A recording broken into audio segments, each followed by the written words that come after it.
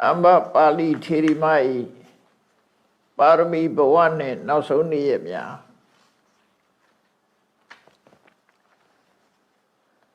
Amba Pali Sura Undamati Share Shosen La Babido Asoka Chanchen Lemare Vidaliga Nameji Mutami do two was a long let Madame Madazia Gone India Nangama Amba Pali Sure Wutu Topure Lieutenant. They Chajaro Amami Yahula Dange Sisure Saisi of the Lamb. Amabali, Amabima, Badapiana, let we put it. So when there's a Mapapuro, Nameri Roma Mamiu, Eri Amba Palisa, Namechibe. Poda Sore, Shoshin I did him, Amabali Jam Barabo, Tinshara Bio. Eri Amba Balia, with Alibima, Lon Namejide, Amabali. Now, Soma, Peguni Buane, Renivan Putare. Erisa Jangudi, Matajaya. Tu Korean Jobiare, Amabali, Teri, Apadana, Chama Lare, Abin. Pirigas Abima, Amabali, Jone, Padevido, Yedata lady, Chisapido. A genuine home of Shabbat. Do what to Sabi of Yorado. Your Randi Pudita, we law, Podona Mahamudi. We but the Mias of Yam Mapuenke. We got the Mias of Ya, Shea Puene Pia, Poda Piashan, no call. No? Eri Poda Mishire Headakin Goromia let it on two parabi boa setting it up. We but the Mias of Yaro goes at a gaba. A goes at a gabarema Poda Mias of Yashin, Bueno Mure Chema. To Lula Pit. I do hear Nemaga do Tata ham Pakini Atain as I Kadi Kuli. Maybe you mean ma muy papiro Poda Piashin, number of Shikeda. Tu Barmi Sabuaga, when a man Gigi Mimia Delubio. Poda Piashin, number of Shikeda. Tata Daman do need the Wahan, Wibadani not sit at the Poda Piashin, the Armari, Jana Bido, Taradiari Chilu. Don't you know that I bought it in it, Mahadan and the Datewana, but hey, Rubatambra. Anyway, you know that I've shipped Reka. A Ludana, a GJ, Ludambiro. To suit down a barrows, but hey, Rubatambra. So, seeing a piece of move, Sudanga. That you go to Gongula Sudana, they ye cheated, no? Sudana, ye cheated. Tamolo Digni came out, Idame Ponya, neighbor another Bishop Hodu, neighbor me Poniria Chabijara, like Sojar. Surama Dolution, took out that devil, no? Omar and Didos, Surama Lalu, to me out Doka Bede Sudan. Kimaga the Tedaro, so let me out Doka Bede Sudan Mudi. Akule Amabalia, Pasu down. Pair number of Shipiro, Nevan Sumadamu. To a Basu down, so Mahadana, the Retawana, Pataye Rupa Tambara. A Luigi Baby, two salt Sudan later. She'll send Lapa piece of move, then they move Sudan. အဲ့ဒါကတလောက်အပြစ်မဟုတ်သေးဘူးပေါ့နော်နောက်တစ်ခါအဲ့လိုဆူတောင်းပြီးတော့ဒါဘဝတစ်ခုပေါ့ဘဝတစ်ခုဆူတောင်းပြီးတော့ဘုရားဖေရလက်ထက်မှာသူပါရမီဘဝစပြီးတော့ဒီလိုပဲဆူတောင်းခဲ့တယ်အဲ့ဒါနဲ့30တဲ့ကဘာဒီကဘာနေနောက်ပြန်ရေးရောက်တော့30နှစ်တဲ့ကဘာမြောက်တိခီဆိုတဲ့မြတ်စွာဘုရားပွင့်တယ်အဲ့ဒါလည်းသူအမှတ်တရပြန်ပြောပြတယ်ဧကတိန်တိဣတောကပ္ပိဒီကနေ့ကဘာကနေပြန်ကြည့်လိုက်လို့ရှိရင်30တဲ့ကဘာမြောက်မှာတိခီဆိုတဲ့မြတ်စွာဘုရားပွင့်တော်မူတယ်တဲ့ဝိပတ္တိတိခီဝိတ္တဘူတိခီဝိတ္တဘူဒီနှစ်စုကတက္ကဝမှာပြင့်တယ်ကဝါတူပွင့်တဲ့ဟာဖြစ်တိတ်တဖေရနဲ့ဖုတ်တတို့ဝိတ္တဘူဝိပတ္တိတို့ကကဘာတစ်ခုမှာပွင့်တဲ့သဘောရှိအဲ့တော့30ကဘာမြောက်မှာတိခိဖေရပွင့်တဲ့အခါဥပ္ပန္နောလောကပိသောတောတိလောကတရဏောစီနောဖေရရဲ့ဂုဏ်ကျေးဇူးကိုသူထည့်ပြောတာတော့လောကပိသောတာလောကရဲ့မိရှုတဆိုင်ကြီးဖြစ်တယ်လောကကိုအလင်းပေးတယ်လို့ဆိုလို့တယ်ဓမ္မအသိဉာဏ်တွေကိုပေးတယ်တိလောကတရဏောလောကသုံးပါးရဲ့ကိုယ်ဝေရဖြစ်တယ်မြတ်စွာဘုရား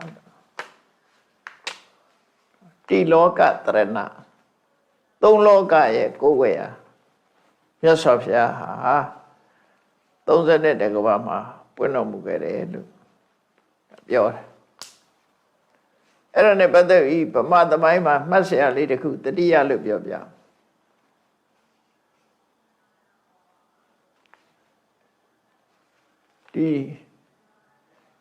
ဒီလောကမင်္ဂလာဆိုတဲ့စကားလုံးရှိတယ်ဒီမှာတိလောကတရဏသုံးလောကရဲ့ကိုယ်ွယ်ရာ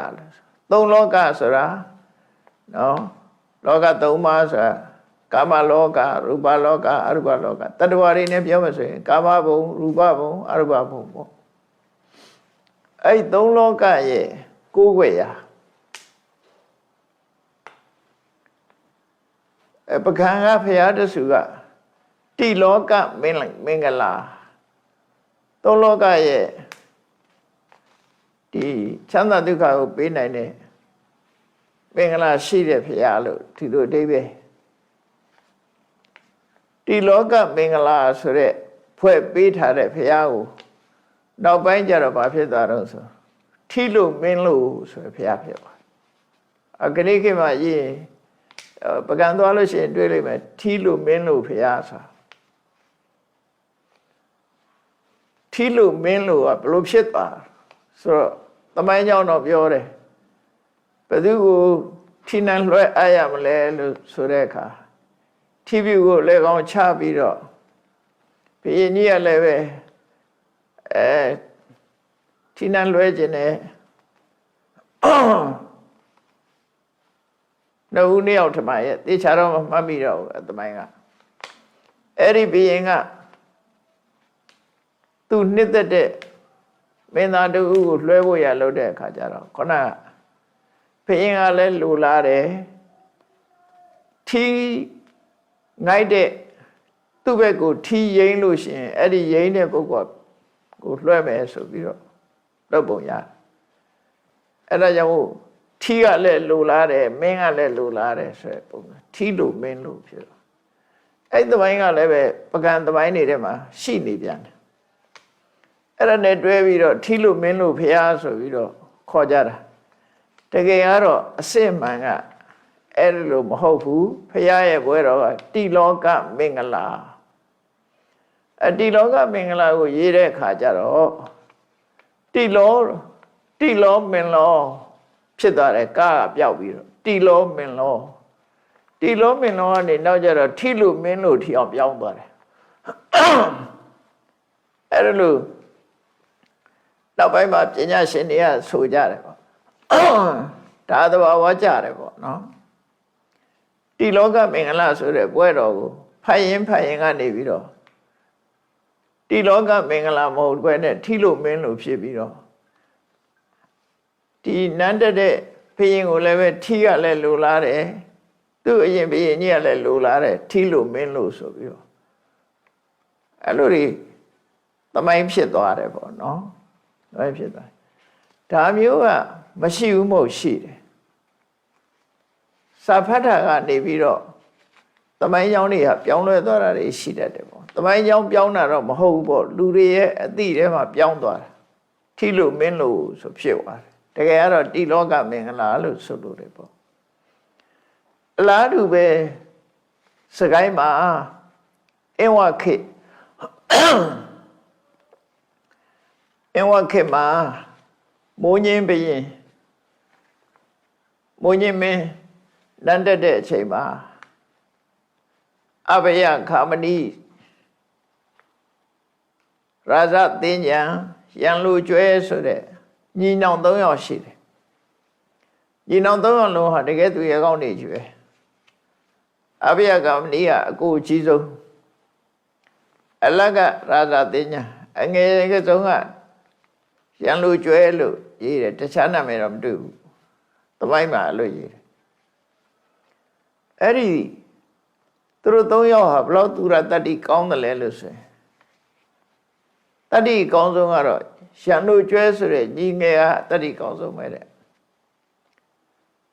ပခန်းကြီးကိုသွားပြီးတော့တိုက်တဲ့အခါမှာမြို့ပြင်ကျုံထိပ်ကနေပြီးတော့မြို့ကိုဝန်းရံထားပြီးတော့ကျုံထိပ်မှာထမင်းပွဲမှာညီနောင်၃ယောက်လက်ဆုံကြပြီးတော့စားတယ်အဲ့ဒီချိန်မှာမြို့တွေကနေပြီးတော့လှမ်းနဲ့လှမ်းပြီးတော့ပြစ်လိုက်တာသူတို့ထမင်းပွဲအလဲလာပြီးတော့လှမ်းဆိုင်သွားတယ်။အော်မြို့တွေကလှမ်းပြစ်လိုက်တဲ့လှမ်းကအဲ့လိုလှမ်းပြစ်လိုက်တဲ့လှမ်းကထုံးဆိုထမင်းပွဲကိုလာဆိုင်တဲ့အခါအကူကြီးဖြစ်တဲ့ဘုရားကာမဏိကထပြေးတော့မလို့ဟန်ပြက်သွားတယ်ပေါ့လေလမ်းဆိုင်တာကြောက်လန့်ပြီးတော့ထပြေးပြီးတော့မလို့ဟန်ပြက်သွားတယ်ရာဇသင်္ကြံကတော့လက်ကိုဖြတ်ခနဲ့ယုတ်လိုက်တယ်ရှံလူကျွဲကတော့ထမင်းသားမပြတ်ဘူးတဲ့အဲ့တော့ဘသူတတ္တိကောင်းဆုံးလို့ဆိုညီငို့ညီအငယ်ဆုံးကတတ္တိကောင်းတယ်ပေါ့လှန်ကြီးလာဆိုင်တာတော့ကြွေးမဆိုင်ဘူးသူထမင်းစားမြဲစားတယ်တဲ့အဲ့သူတို့အကြောင်းကအဲ့လိုတူစီလေးတွေသမိုင်းမှာပါတယ်ပေါ့အဲ့ဒီတည်းပဲရာဇသင်္ကြံဆိုတဲ့ပုဂ္ဂိုလ်ကတိုက်ပွဲပေါင်း30ကျော်အောင်မြင်ခဲ့တယ်တိုက်ပွဲအောင်နိုင်သူတို့ညီကိုတွေကိုဘုရင်ကဆုချတယ်အဲ့ဒီမှာရာဇသင်္ကြံကတိုက်ပွဲပေါင်း30ကျော်အောင်တော့ဘုရင်ကဆုချတဲ့အခါရွှေဘုံငွေဘုံပုံထားပြီးတော့မင်းလည်းနဲ့ဆန်းသမျှကျုံအိတ်နဲ့တော့မကျုံအောင်လက်ခုပ်နဲ့ဆန်းသမျှယူဆိုပြီးတော့ရွှေဘုံငွေဘုံတွေကနေပြီးတော့ဆုချတာအဲ့ဒါသူ့လက်ဆန်းတဲ့လောက်ကိုပေးတယ်အဲ့တော့အဲ့ဒီဆုရတဲ့ငွေတွေနဲ့သူကစကိုင်းမဲ့လာပြီးတော့မဟိယင်္ဂနာဆိုဖျားကိုတဲတာခဏလေးရှိတယ်အဲ့ဒါစကိုင်းတောင်နဲ့ကပ်ရဲ့တောင်ကိုမင်းဝန်တောင်လို့ခေါ်တယ်အဲ့မင်းဝန်တောင်မှာမဟိယင်္ဂနာဖျားတဲထားတာအဲ့ဒီမဟိယင်္ဂနာတရားဖျားကိုနောက်ပိုင်းကလူတွေကမရှိရင်ခဏကနေမရှိခဏဖြစ်သွားတယ်ခုနော်ခုနကတိလောကမင်္ဂလာကထီလူမင်းလူဖြစ်သွားသလိုမရှိရင်ခဏမဟိယင်ခဏကနေမဟိယင်ခဏကနေမဟိယင်ခဏကနေပြီးတော့မရှိခဏဖြစ်သွားတယ်ဒီကတ်တဲ့အတန်ပြောင်းလဲမှုတွေကြောင့်မို့လို့ဖျားပွဲတော်တွေပြောင်းသွားတယ်တကယ်ကတော့မဟိယင်္ဂနာဆိုတဲ့စကားလုံးကအစစ်အမှန်ပဲသမိုင်းထဲမှာလည်းမဟိယင်္ဂနာလို့ပဲရေးတယ်ဒါပေမဲ့နောက်ပိုင်းအရက်မှာမရှိခဏနဲ့ခေါ်ပြီးတော့ထီနာမည်ကိုဆက်ပြီးတော့သုံးနေကြတယ်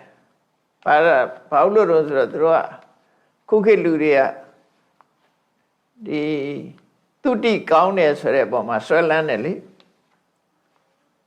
မရှိရင်ခဏပဲရှိလာမယ်ဆိုတဲ့အတိပ္ပယ်တွေးပြီးတော့မရှိရင်ခဏမရှိခဏဆိုတဲ့နာမည်ကိုကြိုက်နေကြစ စကိုင်းကလူတွေကတော့လောက်ကြီးမကြိုက်ဘူးဘာလို့ဆိုမရှိကနာတုတ်တန်ဆိုတာရှိတာတုတ်တန်နဲ့တွဲလိုက်တော့ဒုက္ခရောက်သွားမကြိုက်ကြအဲ့တော့မရှိခဏဆိုတဲ့နာမည်ကဗဟိယင်္ဂနာကနေပြောင်းလဲလာတဲ့နာမည်အဲ့ဒီမှာသမိုင်းကြောင်းထဲမှာသိသိချာချာရှိတယ်ဘသူတည်တယ်ဆိုတာလည်းပါတယ်အဲ့တော့မရှိခဏလို့နာမည်ပြောင်းယုံနေမကဘူးဖရာတကာပါပြောင်းသွားတာဘာပြောင်းသွားတော့ဆိုဖရာတကာကရာဇသင်းညအမတ်ကြီးတည်တာဒါကသမိုင်းကြောင်းမှာရှိတယ်သို့တော့အရက်ထဲကျတော့ဘလို့ဖြစ်သွားတော့ဆိုမရှိတာခဏပဲငတက်ပြားနဲ့ပေါင်းလိုက်တယ်ငတက်ပြားကပဇံကုံသွားခိုးလိုက်ဖျားတယ်လိုက်ခိုးလိုက်ဖျားတယ်လိုက်ဆိုပြီးတော့ငတက်ပြားဖျားဖြစ်နေတယ်နောက်ပိုင်းတော့ဘာသမိုင်းကြောင်းတွေကလည်းရောင်းနေပြောင်းပြန်နေဖြစ်ကုန်တာတွေအများကြီးရှိတယ်နော်မှတ်လွဲကုန်တာတွေဒါကတော့ငတက်ပြားဆိုတာကတုတ်ခွန်သွင်းအင်ဝတီဆိုတုတ်ခွန်သွင်းအင်ဝတီဆို926ညမတကရီ926တုတ်ခွန်သွင်းအဲ့ဒီပထမဆုံးဘုရင်ကသရိုးမင်းများငတက်ပြားကအဲ့ဒီသရိုးမင်းများလက်ထက်မှာအခုဖျားတဲ့တာကအဝမင်းဟိုတဲ့မိုးညင်းမင်းလက်ထက်ကြမှာတဲ့အဲ့တော့280လောက်กว่าတယ်လို့ပြောတယ်တခြားသိတဲ့လူကတွက်ကြည့်ပေါ့ဒါကတော့ဝါစာကမပြောပြတာမိုးညင်းမင်းလက်ထက်မှာတဲ့တော့ဒီမဟိယင်္ဂနာဖျားငတက်ပြားတဲ့တာမဟုတ်ဘူးဆိုတာထင်ရှားတယ်ပေါ့တခိုးငတက်ပြားတဲ့တာမဟုတ်ဘူးရာဇသညအမတ်ကြီးတဲ့တယ်ဝါစကောပရိသတီကာလို့ခေါ်တဲ့ပါဠိစာပေတစ်ခုမှာဒီမဟိယင်္ဂနာဘုရားရဲ့မြောက်ဖက်စနေတောင်းမှာမဟာဝိစိတဝီဆိုတဲ့ဆရာတော်ကြီးကျောင်းထိုင်တဲ့ကျောင်းတိုက်ရှိတယ်အဲကျောင်းဆရာတော်ကြီးကသူအဲ့ဒီမဟိယင်္ဂနာဘုရားရဲ့စနေတောင်းမှာနေတဲ့ကျောင်းမှာနေရင်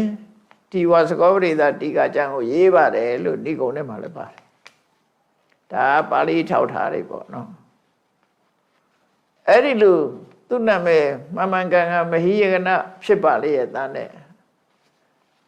လူတွေကနောက်ပိုင်းကျတော့ဖတ်တဲ့အခါမဟိယင်္ဂနာကနေမရှိဟိကို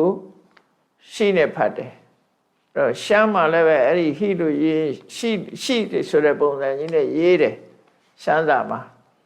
အဲ့ဒီကနေဖတ်ရင်ကမရှိရင်ခဏကနေမရှိခဏဖြစ်သွားတာမှာ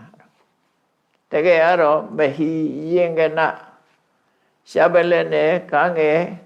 အပေါ်ကင်းစည်းတတ်နဲ့မဟိယင်္ဂနာဆိုမြေပြင်ဆိုတဲ့အဓိပ္ပာယ်ရတယ်ပေါ့နော်အဲ့ဒါလိုပဲခုနလဲထီလူမင်းလို့ဒီလောကမင်္ဂလာထီလူမင်းလို့ဖြစ်တယ်မဟိယင်္ဂနာကမရှိခဏဖြစ်သွားတယ်အဲ့ဒါလေးကအခုဒီမှာတိလောကတရဏောဆိုတဲ့အသုံးလေးနဲ့ပတ်သက်ပြီးဒီလိုပြောင်းလဲသွားတာလေးတွေရှိတဲ့အကြောင်းတတိယလို့ပြောပြတာနော်အဲ့တော့ခုအမ္ပပါဠိအလောင်းကလည်း30နဲ့တက္ကဝထက်မှာသိခိမြတ်စွာဘုရားပွင့်တယ်အဲ့ဒီမြတ်စွာဘုရားရဲ့ဂုဏ်တွေကိုဖွင့်ဆိုတဲ့အခါမှာလောကပစ္စောတောတိလောကတရဏောစီနောလောကရဲ့မိရှုတိုင်းမိရှုတသောကြီးဖြစ်ပြီးတော့သုံးလောကရဲ့ကိုယ်ွယ်ရဖြစ်တယ်လို့အဲ့ဒီအချိန်မှာတဒါရဏတဒါရုဏပုရိရမေဗျမေညကုလတမောလူဆိုတာတရဝပုရုဇဉ်ဆိုတာမှားသွားတယ်အခုဒီမှာပထမဘုရားဖေလက်ထက်တုန်းကတော့သူကတရားနာပြီးတော့သူအစင်းလှပဖို့အတွက်ဆုတောင်းခဲ့တာကုသိုလ်ကောင်းမှုလုပ်ပြီးတော့အခုတိခိမြတ်စွာဘုရားပွင့်တဲ့ခက်မှာသူကအရုဏဆိုတဲ့မြို့တော်မှာပုံနာမျိုးမှာလာပြီးတော့မွေးဖွားတယ်ရမေဗျမေညကုလတံဘောအဲ့ဒီမှာလူဖြစ်ပြီးတော့အဲ့ဒီလူဖြစ်တဲ့အချိန်မှာဘာမှားသွားတော့ဆိုဝိမု ddha စိတ်တံကုပိတဘိက္ခုနေအဖိတာပယေ ဝိမု ddha စိတ်ဓာဆိုတာ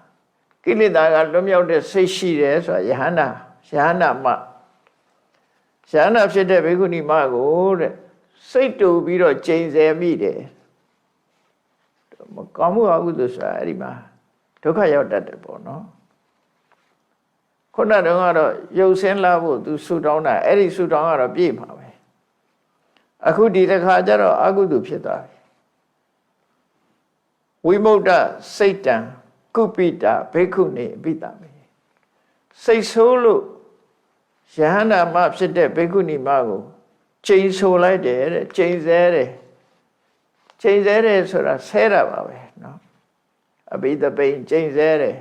ကျိန်နဲ့ဆဲတယ်ဘလို့ဆဲတော့ဆိုဝေတိကဝအနာစာရာဒီကောင်မဟာပြိတ္တာမလို့ပဲအကျင့်မကောင်းဘူးဘိက္ခုနီမကိုသူစိတ်ဆိုးပြီးတော့ဆဲတာเนาะပြိတ္တာမလို့အကျင့်မကောင်းဘူး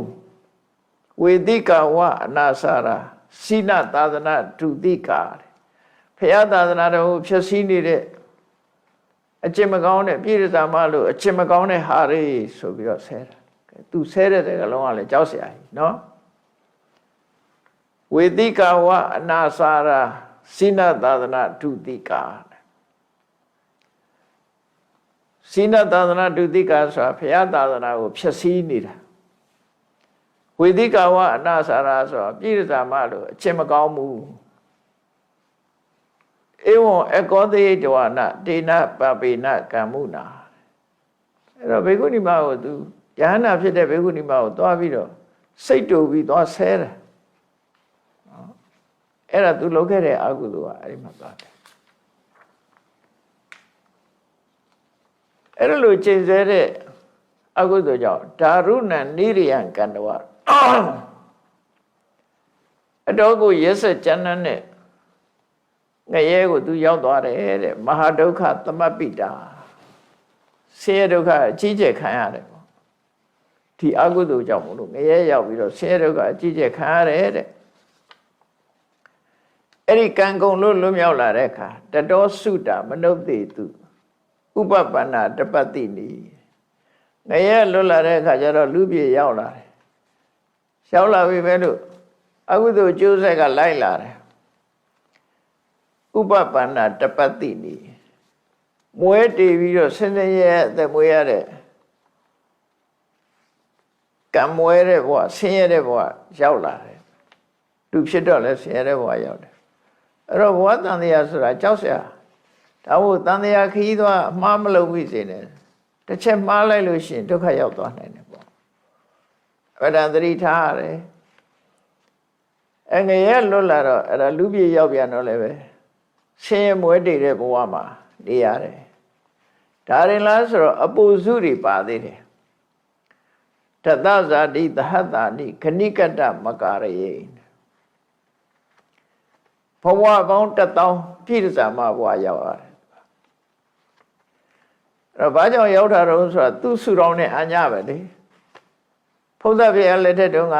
ပထယေရူပတံပရံရုပ်ဆင်းလှပမှုအတွက်ကုသိုလ်ကောင်းမှုလုပ်ပြီးတော့သူကဆူတောင်းခဲ့တော့ရုပ်ကလေးကချောတယ်နော်ချိန်ဆဲလို့ခုနကသူချိန်ဆဲတာကြောင့်ငရဲကြပြီငရဲလွတ်တဲ့အခါကံကျွင်းနေအကုသိုလ်ကံတစ်ခုလုပ်တယ်ဆိုရင်သူကအဆင့်2ဆင့်ရှိတယ်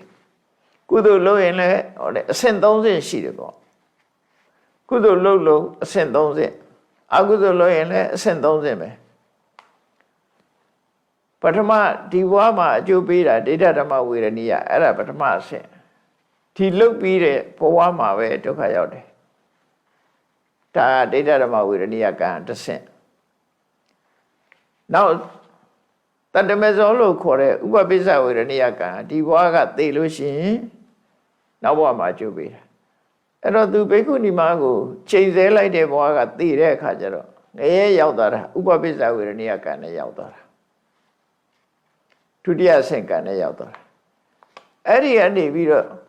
အပရာပရိယဝေရဏိယကံဆိုတာတွေအလဲ900ရှိတယ်အဲ့ဒါတွေကလည်းလိုက်ပြီးဒုက္ခပေးတာ ပဋိသန္ဓေကျိုးကိုတစ်ခါပေးပြီးပိုးတိကျိုးတွေလိုက်ပြီးတော့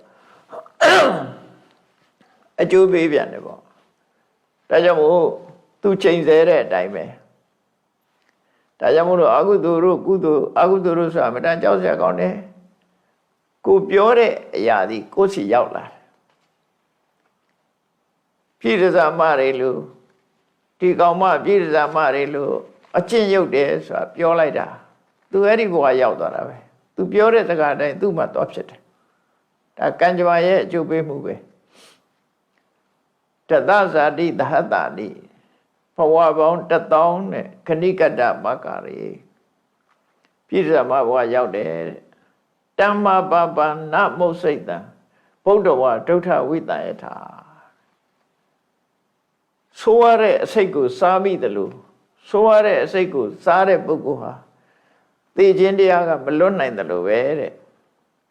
အဲ့ဒီအကုသိုလ်က तू မလွတ်နိုင်ဘူးတဲ့တခါမှားခဲ့တာဘဝပေါင်းများစွာခံရတယ်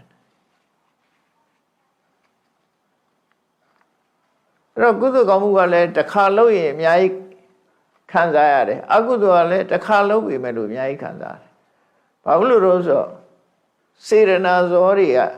စေရနာဇောတစ်ခုကပဋိသန္ဓေကျိုးပေးနိုင်တာကုသိုလ်ကြတော့ရှင်းပြလို့လွယ်တယ်ဘယ်လိုရှင်းမလို့ကိုကတရေစိတ်လေးတစ်စိတ်ဆိုင်လိုက်လို့ရှိရင်အဲ့ဒီတရေပင်က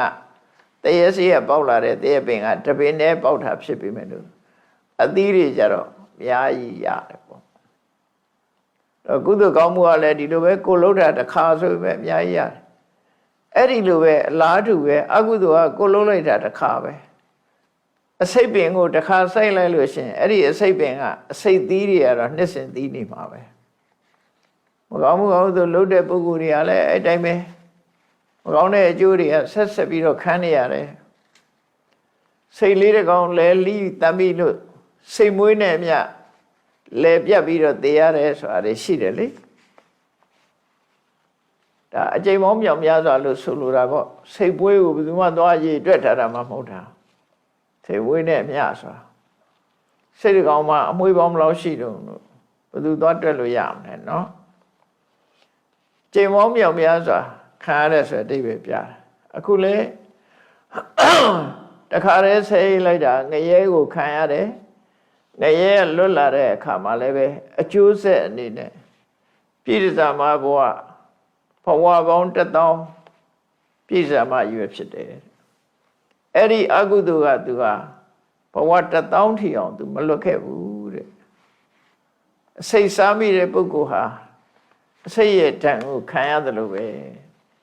သူပြန်ပြောပြတာနော်အဲ့လိုဘဝမှာကျင်နေပြီးတော့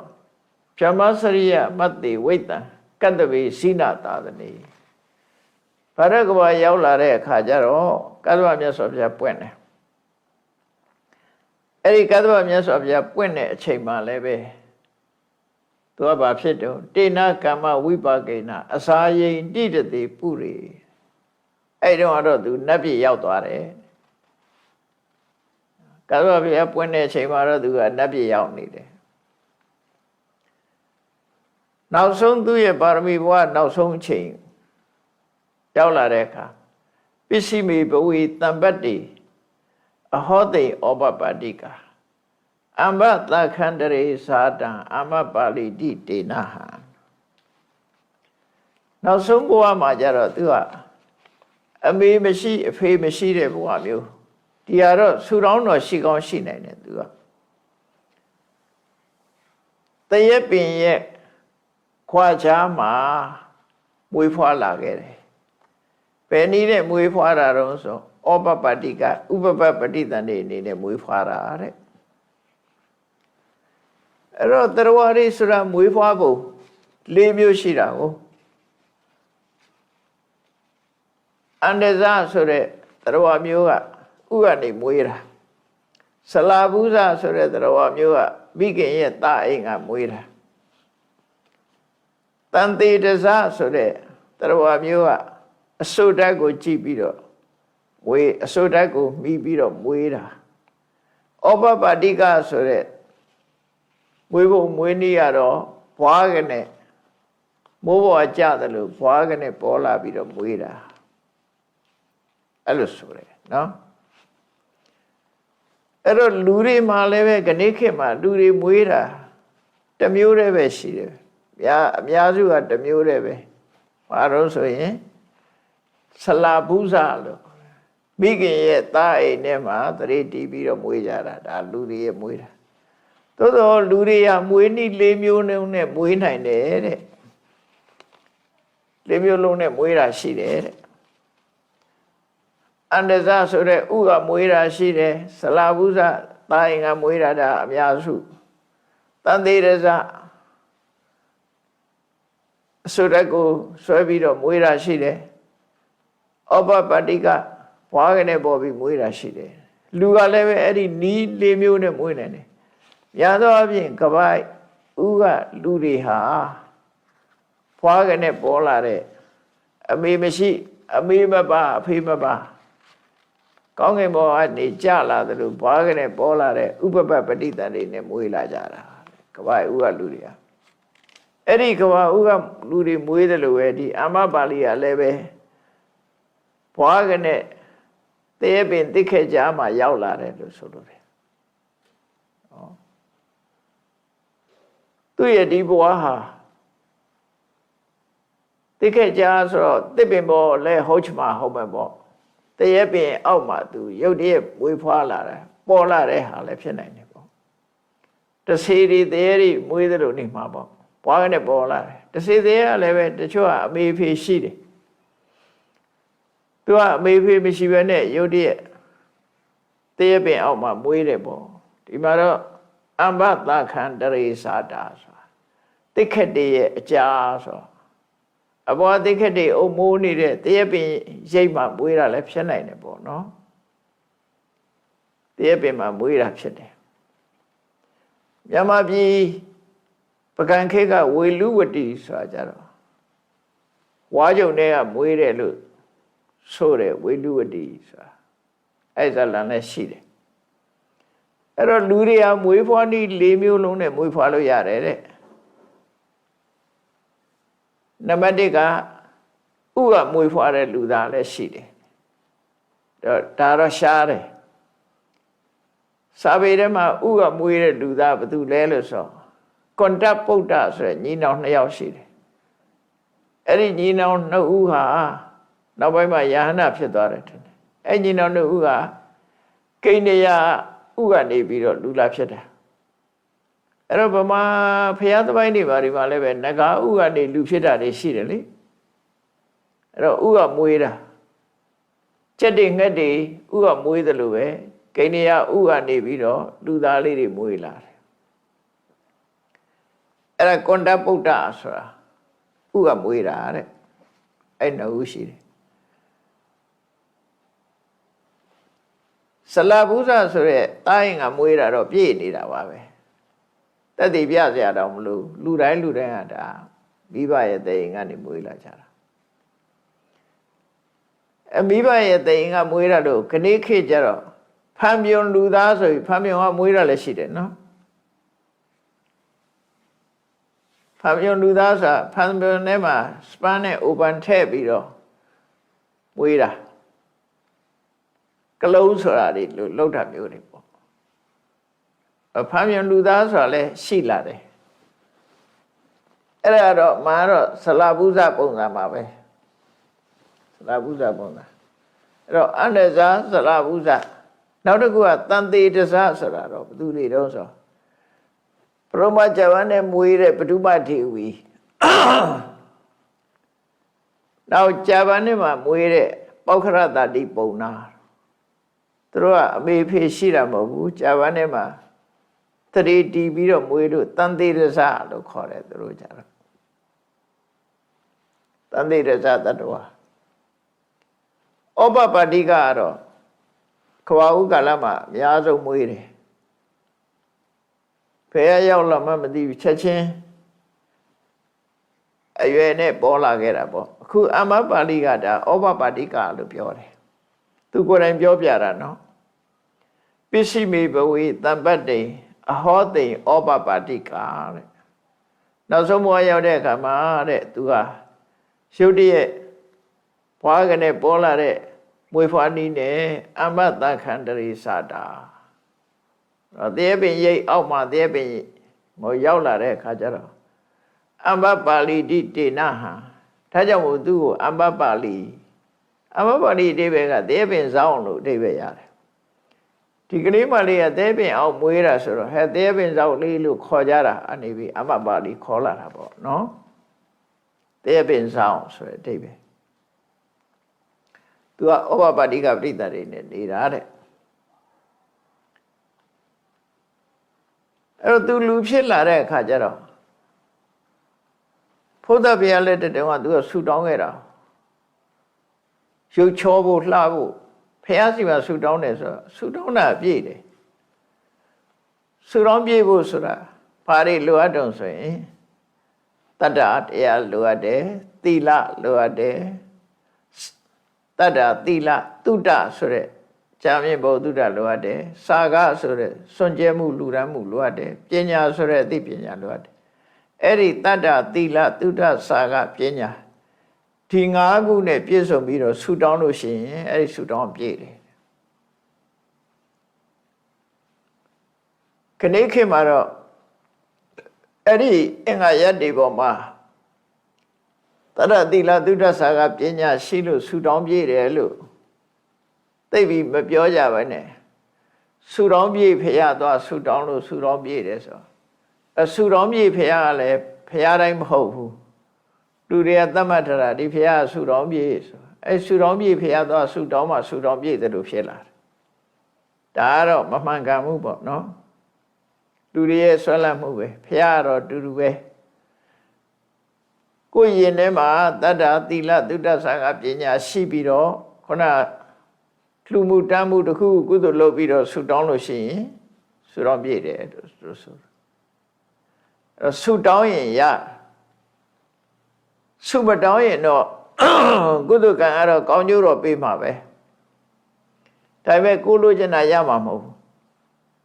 ကိုလိုချင်တာရှိရင်တောင်းဖို့ဆူဆိုတာတောင်းရမယ်လို့ပြောတာမြဲအောင်လို့ဆူတောင်းတဲ့အခါမှာမဟုတ်တဲ့ဆူတောင်းမိရင်လည်းပဲကိုယ်ပြန်ဒုက္ခပေးတယ်သူများတွေကိုဒုက္ခပေးတယ်အခုလဲအမ္မပါဠိဟာဒီပြင်ပါရမီရှင်တွေကဆူတောင်းတာနောက်ဘုရားလက်ထက်ကျတော့ပညာအရာထက်မြက်တဲ့ပုဂ္ဂိုလ်ဖြစ်ပါစေတကောဣတိပတ်အရာမှာထက်မြက်တဲ့ပုဂ္ဂိုလ်ဖြစ်ပါစေအကျင့်သိက္ခာဘက်မှာထက်မြက်တဲ့ပုဂ္ဂိုလ်ဖြစ်ပါစေလို့ဆူတောင်းတာသူကတော့အဲ့လိုမဟုတ်ဘူးဖြစ်လျာဘဝမှာချောမောလှပပါစေဆိုတော့အဲ့ဒီဆူကရနေတာပဲသူကရမှာပဲနော်အဲ့တော့ဥပပတ္တိကဆိုတာသူကတော့အမေလည်းရှိတာမဟုတ်ဘူးဖေလည်းရှိတာမဟုတ်ဘူးသစ်ပင်အောင်မှဘွားကနေပေါ်လာတဲ့ခါအမေနဲ့တူတယ်လို့လည်းပြောစရာမရှိဘူးဖေနဲ့တူစရာပြောတော့အဲ့တော့သူ့ရုပ်ဆင်းကနတ်သမီးလို့ဖြစ်နေတာပေါ့အမေမိဘဝန်နဲ့ဝင်စားတယ်ဆိုလို့ရှိရင်တော့ဝင်နေဆိုရင်တော့မိဘနဲ့နည်းနည်းတော့တူတာမျိုးတွေရှိလာတယ်အဲ့တော့သူကတော့အဲ့လိုတူစရာကိုမရှိဘူးသူလေသူ့ဘဝကိုသူအဲ့ဒါလောက်ပဲပြောထားတယ်ဒီဘောရမဘုရားလက်ထက်မှာသူအဲ့လောက်ပဲပြောတာဒါပေမဲ့လို့မဟာဝေကပါဠိကြည့်လိုက်လို့ရှိရင်အမ္မပါဠိဝတ္ထုဆိုတာအကျဉ်းရေးထားတာရှိတယ်ဒါအသက်ရွယ်ကြီးတဲ့နောက်ရေးတဲ့သဘောရှိတယ်သူကဝေသာလိပြည်သူဝေသာလိပြည်မှာမွေးတော့ဝေသာလိပြည်သူဖြစ်တယ်ပေါ့ဝေသာလိပြည်ဆိုတာအခုကပါဠိမန်မင်းသားတွေလို့9900 ယောက်တော့မင်းနေဖွဲ့လိုက်အုပ်စိုးတဲ့နိုင်ငံဖြစ်တယ်အိုလီဂါကီ system လို့ခေါ်တယ်ဧကရေဘုရင်တူတဲ့အာဏာရှင်မဟုတ်ဘူးဖွဲ့လိုက်အုပ်စိုးတာအလှည့်ကျဥက္ကဋ္ဌလုပ်မှာပေါ့အဲ့မှာ9900 ယောက်သောမင်းနေအုပ်စိုးတော့ဝေသာလိပြည်ကြီးကဒါစီကားတယ်နော်အဲ့မင်းနေအကုန်လုံးသူတို့စန္နန်းတော်တွေသူတို့ဥယျာဉ်တွေဆိုတော့သူတို့တွေမဲ့သူတို့ခြံရံနေနဲ့သူတို့စစ်တပ်နဲ့အဲ့လိုနေကြတာဆို9900 ယောက်စဉ်းစားတာကြည့်တော့ အများကြီးပဲသူတို့နဲ့တွေမဲ့မြို့ကပြည့်နေမှာဝေသာလီမြို့တော်ဆိုတာလွန်စီကားလာတယ်တတိုင်းသုံးနဲ့ခတ်ချက်ပြီးတော့ထွင်ပြီးတော့ခတ်ရတယ်ပထမမြို့ရိုးဒုတိယမြို့ရိုးတတိယပထမမြို့တိုင်းဒုတိယမြို့တိုင်းတတိယမြို့တိုင်းသုံးချိန်တိုင်အောင်ချက်ရလို့သူဝေသာလီလို့ခေါ်တာအဲ့လိုဝေသာလီပြည်မှာအမပါဠိဟာအမပါဠိကသူ့ရဲ့မကောင်းမှုအကုသိုလ်နှုတ်ပြစ်ကြောင့်ဖေကုဏီမသွားပြီးတော့ပြည့်စုံမလို့အကျင့်ပြတ်မှတွေသာသနာပြတ်မှတွေလို့သွားပြောလိုက်တာပြောလိုက်တဲ့စကားကြောင့်သူဟာဥပပပဋိသန္ဓေဖြစ်ပြီးမိဖုရားဖြစ်ရမယ့်အစားမိဖုရားမဖြစ်ဘဲနဲ့ပါပြည့်စုံမှဖြစ်တယ်သူယုံနဲ့ဆိုရင်သူကမိဖုရားဖြစ်နိုင်တယ်ပေါ့နော်မိဖုရားမဖြစ်ဘူးသူကပြည့်စုံမှဖြစ်သွားတယ်ဝေသာလီပြည်မှာအဲ့တော့ဘဝဆိုတာလဲကြောက်စရာမတတ်မှကောင်းတယ်အဲ့တော့ဝေသာလီပြည်ကြီးကခေတ်သစ်အနေနဲ့တိုးတက်စီကားလာတာတိုးတက်စီကားလာတာဝေသာလီရဲ့လိတ်ဆွေတို့ရဲ့ဝေသာလီကုံတရင်ကဘယ်ထိအောင်ရောက်လာတော့ဆိုရာဇဂိုကဗိမိတာရတို့နားထိအောင်ရောက်လာဟာဝေသာလီမြို့ကဒါစီကားတာဒါတိုးတက်တာပဲရာဇဂိုမြို့ကြီးကမတိုးတက်ဘူးမစီကားဘူးပြောစရာကောင်းတာဝေသာလီကမှပြောစရာကောင်းတယ်ဆိုတာအဲ့ဒီလိုလူဆိုတာနှမ်းရှင်စရာဖြစ်လာတာပေါ့နော်ဟိုမှာပြေတော်ပြောကြတယ်မို့လားစင်ကာပူလိုတို့ဘာတို့အဲ့လိုပြောတာလို့ပဲဝေသာလီကဒါတိုးတက်တာတို့ရာဇဂိုကမတိုးတက်ဘူးဆိုပြီးပြောကြတဲ့အခါမှာဝေသာလီကဘာဖြစ်လို့စီကားပြီးဝေသာလီတွေကသွားရလာတဲ့လူတွေအယောင်းဝယ်တွေဘာလို့ကောင်းတာတော့ဆိုရင်အဲ့ဒီမှာအမပါဠိချောင်းဆိုပြီးတော့ပြောတဲ့လူရှိတယ်ဝေသာလီစီကားမှာပေါ့တိုးတက်မှာပေါ့အမပါဠိလို့ရုပ်ချောတဲ့ပြည့်စုံမှရှိနေတာကိုအဲ့တော့အမပါဠိဆိုတာပြည့်စုံမှဆိုတာဟိုလိုအပေါ်စားမဟုတ်ဘူးအဲ့ဒီခေတ်ကသူချေးသမတ်ထားပြီးတော့တထေးတွေတို့မင်းစိုးရာဇာတွေတို့မှသူ့ရဲ့ပြုစုမှုကိုခံလို့ရတယ်ကြံတဲ့လူတွေရနော်သူကပြည့်စုံလို့ပြည်တန်းစာဆိုတဲ့နာမည်နဲ့သူတို့အသုံးကတော့ဂဏိကလို့ခေါ်တယ်ဂဏိကဆိုတာပုံဆိုင်ပေါ့သူကထတိတနန်းနေတာအဲ့ဒီမှာသူ့ရဲ့ရှမ်းရွေတော်တွေသူ့ရဲ့အိမ်လုံးကြုံရေးတွေသူကတကယ်တထေးလို့နေတာဒါပေမဲ့သူကအိမ်တော်မပြုတ်အိမ်တော်မပြုတ်သူကဘာလို့သူဖြေပြောပေးတယ်ဘာတွေဖြေပြောပေးတာတော့ဆိုရင်သူကအဆိုကောင်းတယ်အတီးကောင်းတယ်သချင်းဆိုပေးတယ်ခုခေတ်တော့ဘာနဲ့နိုင်ရှိရမယ်တော့မသိဘူးပေါ့နော်အခုဘာနဲ့နိုင်ရှိရမယ်တော့မသိပါဘူး KTV တွေဘာတွေနဲ့ပြောရမလားတော့မသိပါဘူးเนาะအဲ့လိုအဲ့မျိုးတွေပေါ့ဆိုကောင်းတယ်တချင်းဆိုတယ်ကတယ်တွဲကားကြတယ်ရှိကြကြရှိတာပါဒါတွေကမဆမ်းပါဘူးเนาะအဲ့ဒီလိုဝေသာလီကဒီအမပါဠိနဲ့လာပြီးတော့တွဲကားကြတာတို့တချင်းဆိုတာနားထောင်တာတို့တော့ပတ်စံပေးရတယ်အနည်းဆုံး900ပေးရတယ်အဲ့ဒီခေတ်က900ပေးရတယ်ဝေသာလီဝင်ကြီးရမသေးဘူးသူကသချင်းဆိုပြတယ်အဆိုးအကအတီးမှုတ်အလွန်ကျွမ်းကျင်တယ်အဲကြောင့်သူသချင်းဆိုတာနားထောင်ခြင်းနဲ့အိမ်လာပြီးတော့သူကျွေးတာမွေးတာစားခြင်းနဲ့ဆိုလို့ရှိရင်တော့ပေးဝေးသူကပတ်စံနဲ့ချမ်းသာတယ်ပေါ့နော်ပတ်စံလဲချမ်းသာလို့ဝေသာလီမြို့ထဲမှာသူက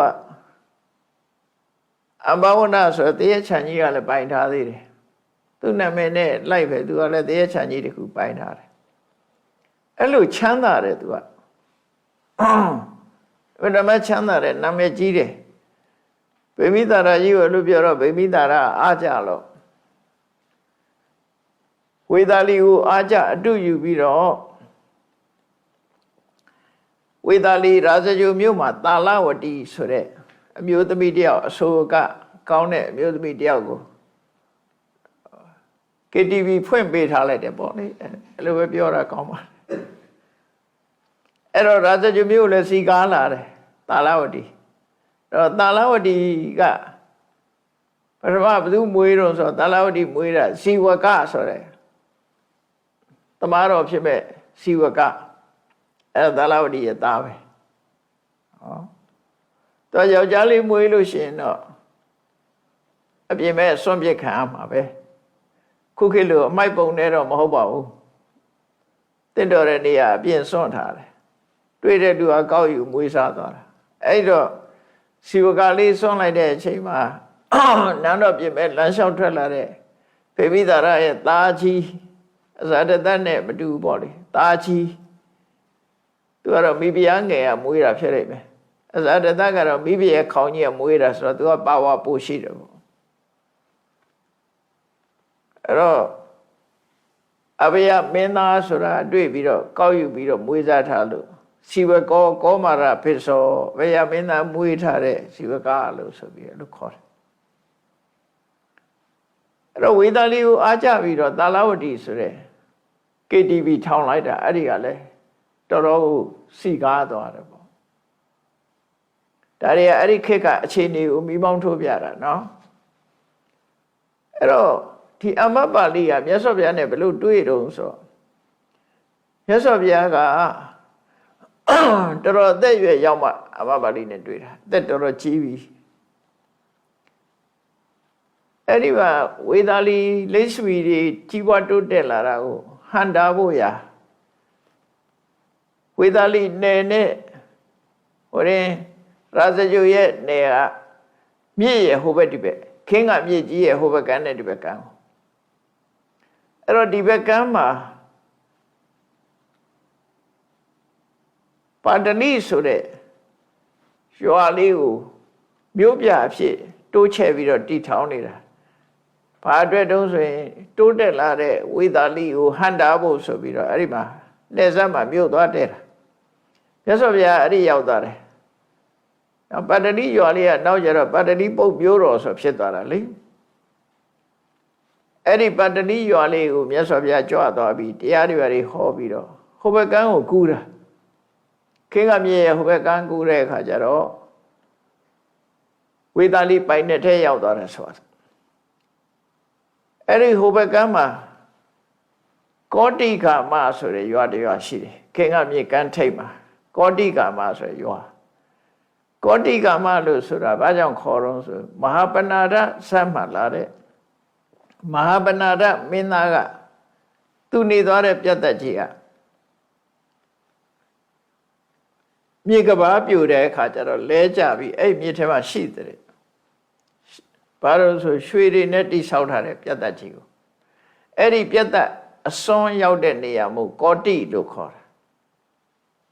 ဒီကနေ့တည်းအဲ့ဒီဟာရှိတယ်ကလားတွေကအိန္ဒိယသားတွေကကိုတီဂရမ်လို့ခေါ်တယ်မှတ်တယ်သူကကောတိဂရမ်ကောတိခါမကိုကောတိဂရမ်လို့ခေါ်တာအဲ့ဒီရွာကိုမြတ်စွာဘုရားကြွသွားပြီးတော့သစ္စာတရားဟောတယ်မြတ်စွာဘုရားကောတိကာမရောက်တယ်ဆိုတာတရင်ကြတော့အမ္ဘပါဠိကတရင်အရင်ရတာ ਨੇ ဘုရားကိုသူ့အရင်ဆုံးလာတွေ့တာဘုရား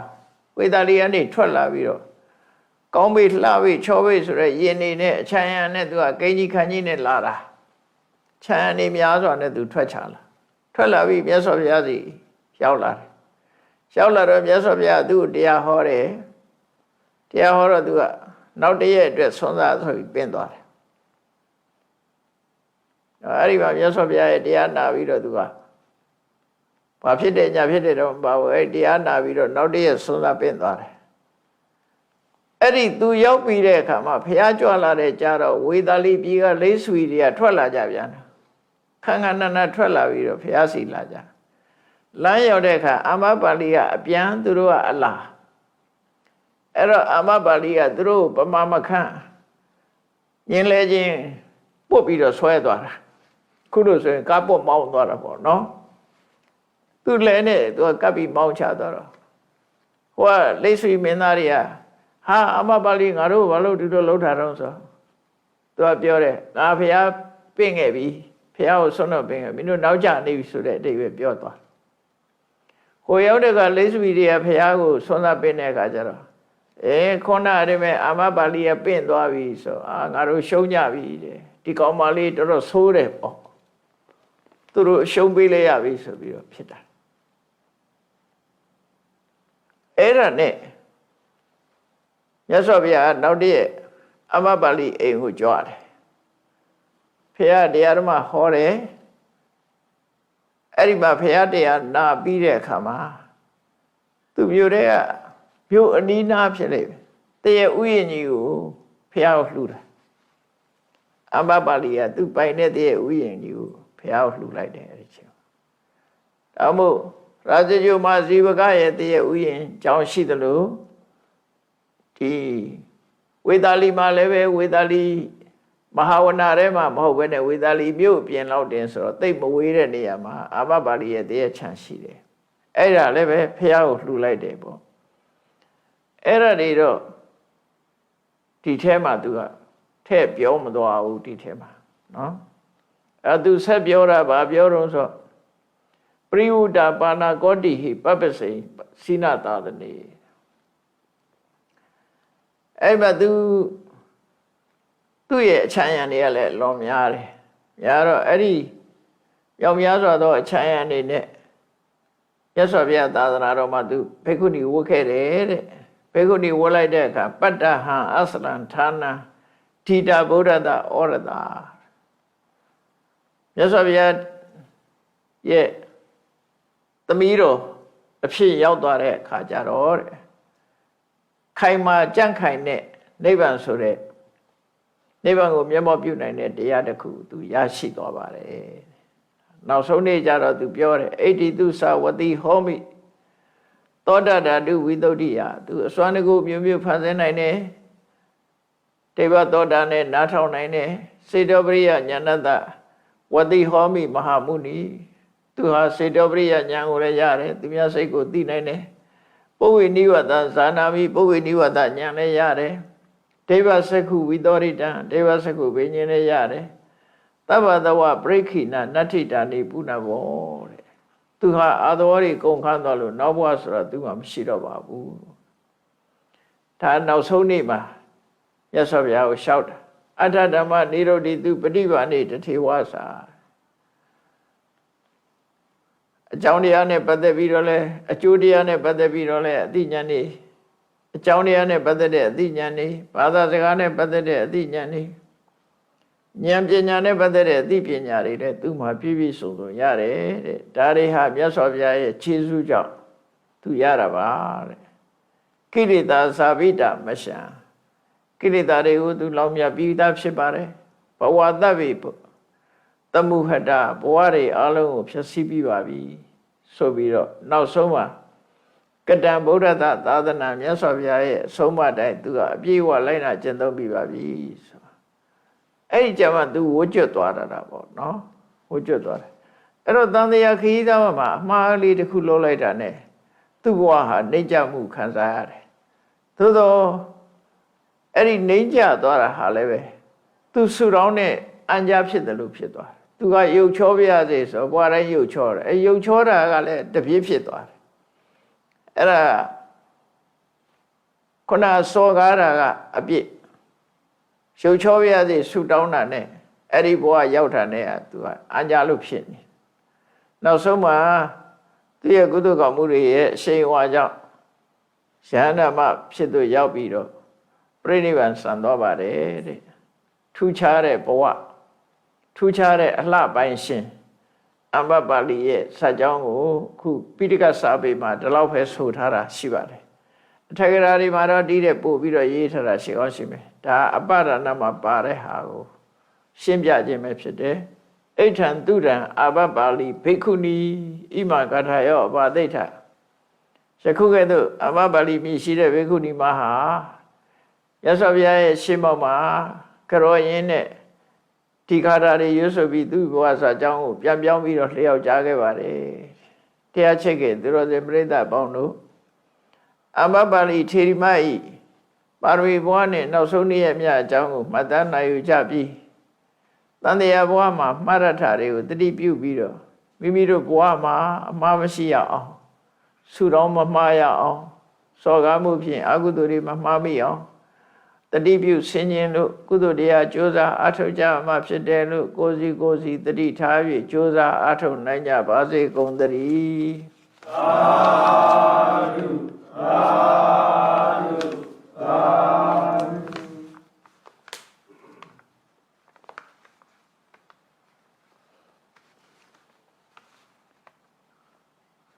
ကဲလိုက်ပြီးတော့ဆိုရေးစဲချရအောင်ရှင်ဖယားဘုရားတပည့်တော်တို့သည်ဓမ္မအတိညာရရှိမှသာလင်နိဗ္ဗာန်ချမ်းသာကိုမျက်မှောက်ပြုနိုင်ပါသောကြောင့်ဓမ္မအတိညာရရှိစေရန်ရှိသံကြလျက်ဓမ္မသဘင်ဆင်းခြင်းပါပြုလို့ကြ၍အပဒဒါနာဓမ္မဒါနာတရားအလှူတော်ကိုပေးလူကြပါကုန်၏တရားတော်မြတ်ကိုယုတိလေးမြတ်စွာမမတ်သားသာအာယုန်ထားလျက်အားကြကြပါကုန်၏တရားတော်မြတ်ကိုတတ္တဗဝတ္ထုစုစုတို့ဖြင့်ပူဇော်ကြပါကုန်၏ယနေ့ယခုအာထုပြုလုပ်ကြရသောဤကောင်းမှုဤကုသိုလ်စုစုသည်နိဗ္ဗာန်ချမ်းသာ၏အကြောင်းထောက်ပံ့ဖြစ်ပါစေသတည်းဤကောင်းမှု၏အဖို့ဘာကကိုအမိအဖအဖို့အဖွာဆရာသမားမဆ၍ကဘာသူကဘာသာလူနတ်မြမသတ္တဝါများတို့အားအမြဝေငါပါကုန်၏ကုသိုလ်အမြ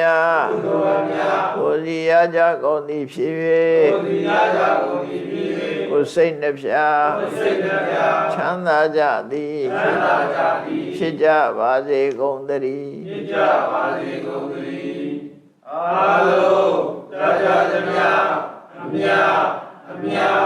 အမြပြုတော်